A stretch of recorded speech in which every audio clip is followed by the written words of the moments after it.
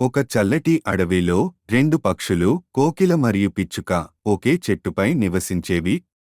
కోకిల చాలా అందంగా పాటలు పాడేది, కాని తను ఎప్పుడూ చాలా గర్వంగా ఉండేది. పిచ్చుక చాలా మంచిది, సహాయసభావన కలిగినది.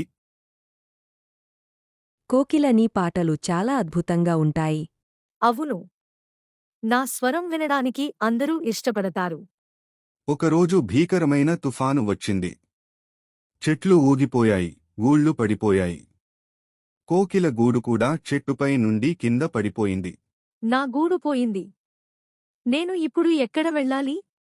కోకిల, నా గూడు చిన్నదైనా నీకు నేను చోటు ఇస్తాను. రా, నా దగ్గర ఉన్నదంతా నీకు పంచుకుంటాను. కోకిల చాలా అవాక్కయింది.